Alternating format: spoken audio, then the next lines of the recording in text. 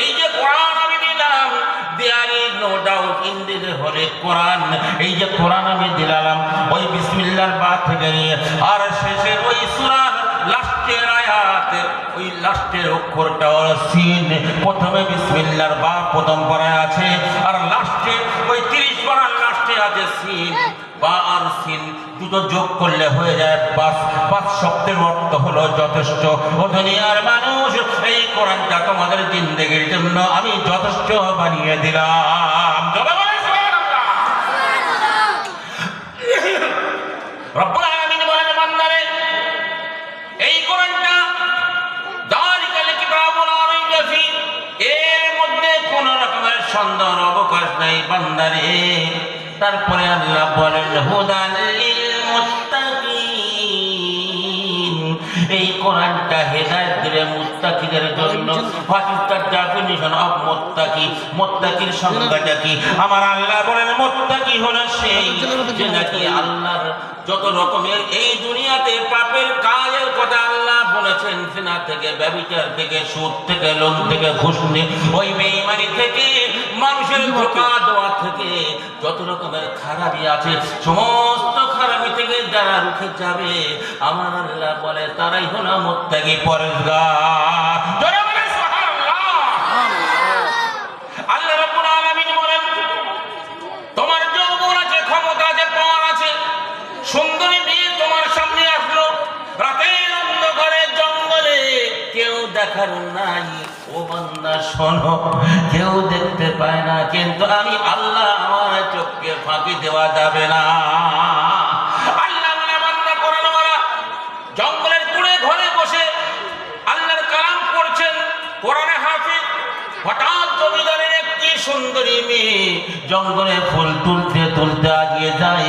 যেতে যেতে যেতে যেতে রাতের অন্ধকারে জঙ্গলের মধ্যে হারিয়ে যায়।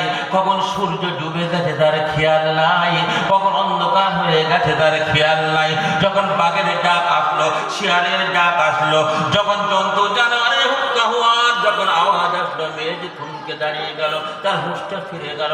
ওই সর্বনাশ, আমি তো জঙ্গলে অনেক দূরে চলে এসেছি, রাতের অন্ধকার হয়ে গেছে, আমি কোথায় যাব, কেমন করে থাকবো? আমার জীবন আছে, যৌবন আছে, যদি আমার বাঘে খেয়ে নেয়, অথবা কোনো যদি পুরুষ আমার যদি শেষ করে দেয়, আমার যৌবন নিয়ে ছিনিমিনি খেলা করে, আমার মান সম্মান চলে যাবে।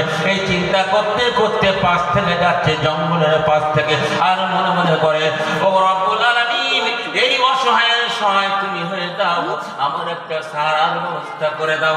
যেতে যেতে যেতে যেতে দেখে ওই জঙ্গলের এক কোণাতে ছোট্ট একটা টিম টিম করে বাতি দেখা যায়। ওই মেয়েটি মনে মনে আশার সঞ্চার হয়ে গেল, যখন বাতি জ্বলছে কেউ নিশ্চয়ই সেখানে আছে। সেখানে টুক টুক টুক টুক করে গেল, গিয়ে দেখছে কুড়ে ঘর, আর ভিতর থেকে কোরআন পড়ার আওয়াজ শোনা যায়। ধরে বলে সুবহানাল্লাহ। আস্তে আস্তে করে দরজায় ঘা লাগালো, দরজা খুলে গেল, মেয়েটি থমকে দাঁড়িয়ে গেল। ওই সর্বনাশ, যেখানে বাঘের ভয় সেইখানেতে সন্ধ্যা হয়। আমি যার ভয়েতে এখানে আসলাম, এত সুন্দর সুপুরুষ 18 বছরের যুবক দরজা খুলে দিল, না জানে অন্ধকার ঘরেতে কি হয়, আর উপায় নাই। তখন বলে, ভাই কি ব্যাপার? বলে, আমি বড় পেরেশানে মজবুর, আমি রাত্রিবেলায় তোমার ঘরেতে আশ্রয় চাই। ছেলেকে বললো, চিন্তা করো না, সেটা অন দ্য কোল, খাটের উপরে বসে পড়ো, টেনশন নিও না। মেয়েকে খাটের উপরে বসলো, ছেলেকে তার রীতিমতো কোরআন শরীফ তেলাওয়াত করছে। দরজা বন্ধ করে দিল। কোরআন শরীফ তেলাওয়াত করতে করতে মাঝে মাঝে নিজের ডান হাতের আঙুলখানা নিয়ে ওই মোমবাতির আগুনের উপরে দেয়, আবার কিছুক্ষণ পরে সরিয়ে নেয়, আবার আঙুলটা মোমবাতির আগুনের উপরে দেয়, আবার কিছুক্ষণ পরে সরিয়ে নেয়। মেয়েটির তো ঘুম হয় না, ও বড় টেনশনে পড়ে গেছে, না জানে কখন কি হয়ে যায়। ও বসে বসে সব দৃশ্যগুলো দেখছিল। এই করতে করতে সকাল হয়ে যায়। মেয়েটি সকালবেলা বলল, ভাই আমি আমার বাড়িতে চলে যাব। ছেলেটা বলল, তুমি একা যাবে না, তুমি আমার আমানত, যদি কিছু হয়ে যায় আমি বদনাম হয়ে যাব। চলো তোমার বাড়ি যেখানে সেখানে আমি নিজে গিয়ে পৌঁছে দিয়ে আসবো। মেয়েটি তখন বলছে, ভাই আমি তো বাড়িতে যাব, তুমি তো আমার সঙ্গে নিয়ে যাবে, তবে একটা প্রশ্ন আমার ছিল। বলে কি? বলে কাল রাত্রিবেলায় যখন আমি খাটের উপরে বসেছিলাম, আমি একটা জিনিস আমি লক্ষ্য করলাম, কোরআন শরীফ তিলাওয়াত করতে করতে তোমার ডান হাতের আঙুলখানা আগুনের উপরে দিচ্ছিলে আর সইয়ে নিচ্ছিলে, ব্যাপারখানা কি একবার বলে দাও। ছেলেটা বলে, তোমার বুঝে আসবে না, তুমি জানতে চেও না, চলো তোমার বাড়িতে দিয়ে আসি। বলো না, আমাকে বলতে হবে। ছেলেটি তখন বলছে, শোনো, তুমি যখন খাটের উপরে বসলে, খাট মানে শক্ত বসে, হ্যাঁ, স্টিলের খাট নয়, সেগুন কাঠের খাট নয়, জঙ্গলে গিয়ে দামি খাট পাওয়া যায়, কুড়ে ঘর যেমন তেমনই খাটে বসেছে। দড়ির খাট হোক আর যে খাটেই হোক, খাটেই বলা হয়, ঠিক কিনা বাবা? বসার জায়গা। বলে, তুমি যখন আমার বাড়িতে প্রবেশ করেছো, তোমার পেছনে পেছনে একটা শয়তান ঢুকে গেল।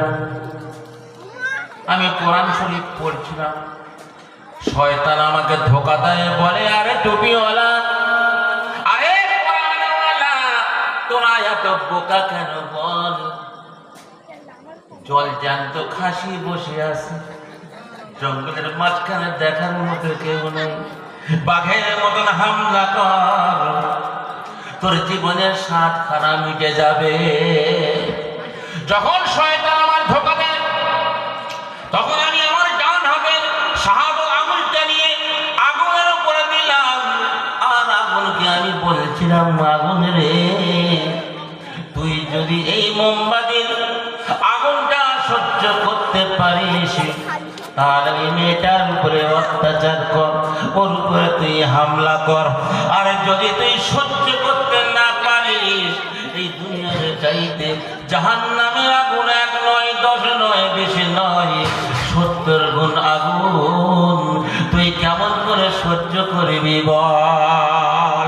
ঠিক সেই মুহূর্তে আমি জায়েদটা করছিলাম, আমার আল্লাহ বলেন, ওয়াম্মা মান খাফা মাকামা রাব্বি ওয়া নাহান নাফসা আনিল হাওয়া ফাইন্নাল জান্নাতা হিয়াল মাওয়া। রব্বুল আলামিন বলেন কোরআন পাকে, ওয়াম্মা মান খাফা, যে ব্যক্তি ভয় করবে, মাকাম রাব্বি, তার রবের সামনে থেকে দণ্ডায়মান হতে হবে, দাঁড়াতে হবে, আল্লাহর মুখোমুখি তাকে দাঁড়াতে হবে। এই ভয়টা যদি কোনো মানুষের মধ্যে থাকে, ওয়া নাহান নাফসা আনিল হাওয়া, আর আল্লাহর ভয়তে পাপের কাজ থেকে যদি সেই মানুষটা রুখে যায়, আমার আল্লাহ বলেন, ফাইন্নাল জান্নাতা হিয়াল মাওয়া, তার ঠিকানা সোজা জান্নাত হয়ে যাবে। ও আমার বন্ধু, শোনো, কোরআন আয়াত আমারে বলে দিল, আল্লাহর সামনে তোকে দাঁড়াতে হবে, কেউ দেখতে পায় না, কিন্তু আমার আল্লাহর চোখকে কোনোদিন ফাঁকি দেওয়া যায় না। আমি তখন আঙুলকে বললাম, আঙুল রে, তুই যদি আগুনটা সহ্য করতে পারিস, তাহলে জাহান্নামে আগুন তোর সহ্য করা সহজ হয়ে যাবে। ওই মেয়েটির উপরে তুই হামলা কর, আর যদি এই আগুন সহ্য করতে না পারিস, যখন সহ্য করতে পারা না, তখন আমি আবার টেনে নিলাম, তাহলে জাহান্নামের আগুন থেকে তুই ভয় কর। আবার যখন শয়তান ধোকা দেয়, আবার আমি আঙুলটা আগুনের উপরে দিই, আবার কিছুক্ষণ পরে টেনে নিই। এটা আমার সঙ্গে আর শয়তানের সঙ্গে লড়াই চলছিল। মেয়েটি থাকতে দাঁড়িয়ে গেল, ওই সর্বনাশ, আমি কার কাছে এলাম? যার কাছে এলাম, কেউ দেখতে পায় না, জঙ্গলের মাঝখানে আল্লাহকে ভয় করে। যদি কোনো মানুষের মধ্যে আল্লাহর ভয় হয়ে যায়, খোদার কসম, তার দ্বারাই নারীর হেফাজত হয়ে যাবে। জোরে বলেন সুবহানাল্লাহ। আজ সারা বিশ্ব জুড়ে রেপকে দূর করার জন্য কত রকমের কৌশল অবতীর্ণ করেছে, তৈরি হচ্ছে সিস্টেম। আমি চ্যালেঞ্জ করে কথা বলছি, খোদার কসম, কোন মানুষের মধ্যে যদি আল্লাহর ভয় থাকে, এই দুনিয়া থেকে রেপ, অত্যাচার, নারীর উপরে নির্যাতন হয়ে যাবে। ধরে বলেন সুবহানাল্লাহ। আল্লাহর ভয় না থাকার কারণে একজন মেয়ে ছেলে রাস্তায় আরামের সঙ্গে ওরা আসে ঘুরতে পারে না, কোথায় বাঘের মতো হামলা করবে যদি কারোর মধ্যে আল্লাহর ভয় থাকে, ওই মানুষটার দ্বারায়, ঈমানওয়ালার দ্বারায়, কোরআনওয়ালার দ্বারায়, মুসলমানের দ্বারায় আমার আল্লাহ এই বিশ্ব তরণী নারীর হেফাজত করবেন। ধরে বলেন সুবহানাল্লাহ। আজ ওহে মুসলমান, কেউ দেখতে পায় না, কিন্তু তুমি সুদ খাও, তুমি লোন নাও। খোদার কসম, লোন যারা নেয় তারাও যেমন হারামখোর, যারা সুদ খায় তারাও সমপরিমাণে হারামখোর। সুদ নেওয়াও হারাম, দেওয়াও হারাম। আমি সুদ নিচ্ছি না, কিন্তু সুদ দিচ্ছি, সুদের বাড়াওয়া দিচ্ছি, সহযোগিতা করছি। ও বান্দা, তুমি ঘুষ নিচ্ছ, তুমি অন্যায় করছো, দুধের পানি দিচ্ছ, কেউ দেখতে পায় না, আমার আল্লাহ কিন্তু দেখতে পাচ্ছেন। এমন একটা নেতা হও, এমন একটা মন্ত্রী হও, তোমার দ্বারায় জনতা সুখে শান্তিতে বাস করবে। বাস করতে পারে না কেন? নেতা হবে বেঈমান, যার কারণে সবার উপরে আল্লাহর আযাব চলে এসেছে। একদিন জঙ্গলের মধ্যে দেশের রাজা ঘোড়ায় করে যাচ্ছে, যেতে যেতে দেখে ওই সর্বনাশ, এত সুন্দর গাভী। থমকে ঘোড়াটা দাঁড়িয়ে গেল, বলছে ভাই গাভীটা কার? বলে গাভীটা আমার। বলে মেয়ে, আমাকে এক গ্লাস দুধ দাও তো। সেই রাজার সামনে যখন এক গ্লাস দুধ দিয়ে দিল, তো রাজা পান করলো, করে বলছে বাহ চমৎকার, কত সুন্দর দুধ। আরে কত দুধ হয় মা? বলে রেগুলার 25 কিলো করে দুধ হয়। ধরে বলে সুবহানাল্লাহ। ওর লোভ লেগে গেল, দুধটা খাওয়ার পরে এত টেস্ট, এত সুন্দর, এত দামি গাই, মনে মনে তার লোভ পড়ে গেল, যদি এইটা আমার হতো কতই না ভালো হতো। সে ছিল দেশের রাজা, কতই না ভালো হতো। রাজা চলে গেল, পরের দিন থেকে সেই গরুর দুধ কমে গেল। কথা বুঝে আসছে? গরুর দুধ কমে গেল। এক সপ্তাহ পরে রাজা আবার সেই রাস্তা দিয়ে যাচ্ছে, আবার দাঁড়িয়ে গেল, মা তোমার বাড়ি থেকে গাভী ছিল, এই যে দুধ নিয়ে এসো এক গ্লাস। এক গ্লাস দুধ যখন নিয়ে আসলো, দুধ বেশি হয়নি, এক গ্লাসে কম হয়েছে, 25 কিলো তো দূরের কথা। দুধ খেয়ে টেস্টটাও কমে গেছে। কি ব্যাপার মা? গতবার টেস্ট ছিল আলাদা, স্বাদ ছিল আলাদা, মাল ছিল অনেক, মালও কম হলো, স্বাদও কমে গেল, ব্যাপারটা কি? তখন সেই মেয়ে ছিল বড় আল্লাহওয়ালি, তিনি তখন বলছেন, রাজামশাই, যে দেশের বাদশা লোভী হয়, যে দেশের বাচ্চার চরিত্র খারাপ হয়, আল্লাহ সেই দেশ থেকে তার রহমত থেকে তুলে দেয়। বাদশা বুঝতে পেরেছেন, সত্যি আমি লোভ করেছিলাম, আমার নজর পড়েছিল, সঙ্গে সঙ্গে তওবা করে চলে গেল। ওহে মুসলমান, কেউ দেখতে পায় না, আল্লাহ দেখতে পায়। রাজা ছিলেন হযরত ওমর ফারুক রাদিয়াল্লাহু তাআলা আনহু। তিনি রাতের অন্ধকারে পাড়ায় পাড়ায় ঘুরে বেড়াতেন। তার জনতার কোথায় কমি ছিল, কোথায় তার অভাব দেখতেন তিনি। আর এখনকার রাজাদের পেছনে দেখবেন শত শত গাড়ি, শত শত পুলিশ, সামনে পুলিশ,